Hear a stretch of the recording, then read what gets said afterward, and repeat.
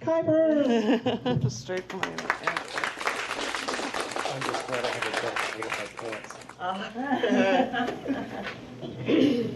Hi there.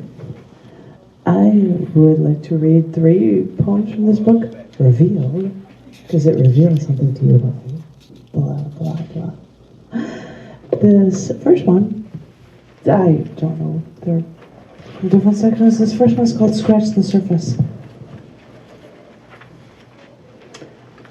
You don't have to pull out the book for men to know how men degrade the weaker sex, or even assault women with the English language.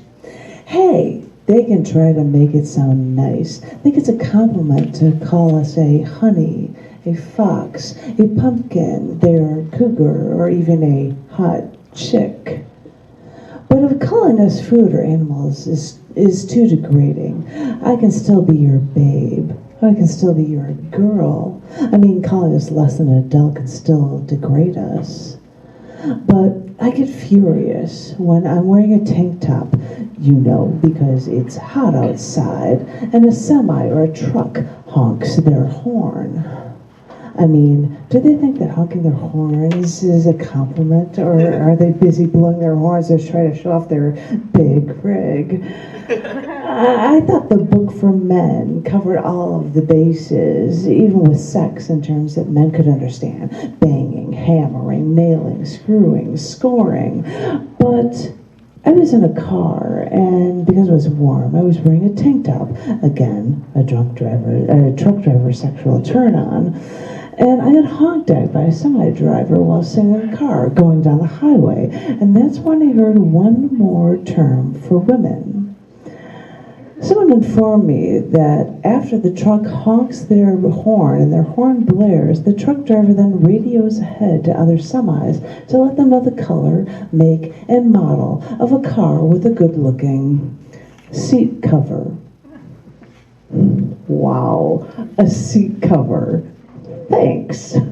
Now we're reduced to good-looking upholstery, something to keep around to sit on. But then we can't stay pretty if all you've kept us down for so many years before we get to be something prettier along to replace us. So as I sit in this car, covering myself whenever we're near a truck, I think about the book for men, with jokes objectifying women, reminding us of a bush or a slit or a crack or a box or a hole or a farm implement, a hoe. Oh, but I'm telling you, baby doll, as thorough as that handbook seems, it doesn't even scratch the surface.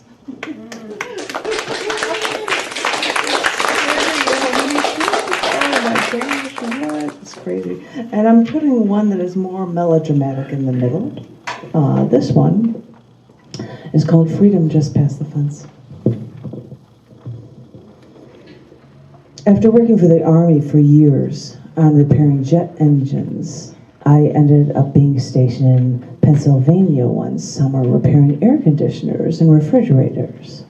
I'd only do a little work, and then there'd be nothing to do for a day or two. But the thing I remember is that at the time, Cubans were defecting to the United States by boat. They'd set sail for Florida, most of them dehydrated and all of them malnourished. The U.S. government didn't want them spreading diseases in our country, so when the Cubans would appear off the coast of Miami, the military would be waiting to make sure that they were healthy. Well, all I knew was that they got all these Cubans into trucks that we called cattle cars with only a few benches and trucked them up to Pennsylvania where I was, and the military gave them some shots to make sure that they weren't dying. So these people, after escaping their country in a shoddy wooden boat, were taken by the U.S. military, herded into boxed-in trucks, and shipped up to the country so that they could be given shots and detained. These Cubans who came here wanting freedom now had to wait in a fenced-in area until they were tested and given food. And it was my job to make sure that their fridge and air conditioners were working. So I sat there for a day or two at a time, drinking cans of beer and looking out my window. I had a view of the razor wire fence, and all I remember was seeing all of these Cubans leaning on the chain link fence, wondering if this is what it was like to be free, holding on to the metal, looking out at what they were sure was freedom. Put the maybe random in there. This one is called Taking Over the Controls.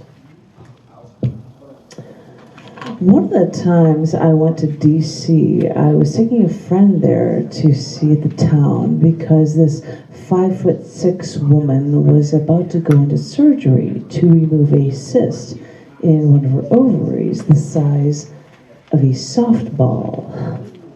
Well, a friend was driving us to O'Hare Airport, but before we got on the road, I picked up a small Domino's pizza, and as we started driving along the Kennedy, we agreed that the best bite of any slice of pizza was always that center point bite. So we agreed right then and there to eat all the center bites of this one triangle of pizza before we were to go on eat more pizza before our flight. We'll just go through it. Why not, right? And, another time I was flying to New Orleans on a business trip, and one coworker was scheduled to fly with me. Now, this coworker was cute as a button, this girl from Kentucky, and she was a riot to hang around with, and she was deadly afraid of flying. And I knew her fear. And so I thought, and this was back before 9/11, where you could bring water or soda or anything into an airport with no problem. I brought a 32-ounce plastic cup from a fast food joint that was filled with hot chocolate and peppermint schnapps. She said she was afraid, so I said, enjoy some drink before we get on the plane. This thing along. And she ordered beers on the plane, and as I knew that we were landing, I started telling her jokes and keeping her all enthralled until I finally told her, hey, we landed, and she made it, and everything was okay. I'm used to flying in airplanes for big events, even if the events were actually flying in an airplane. Right before New Year's in Southwest Florida, getting trained, photographing the view from up above before I actually took over the controls. Or being up in a plane in Longmont, Colorado with no side door and a parachute strapped to my back until somebody said, okay, we're up 12,500 feet. Now it's time for you to start moving. And you waddle to the open door, hold on to that fast-moving airplane for a second for dear life, and then let go. I've flown in airplanes. I've flown to marry people at a wedding. I've flown for vacation. I've flown for my mother's cremation. It's amazing that sometimes a trip can be a story, but wait for the flight to land, because that's when the story can really begin.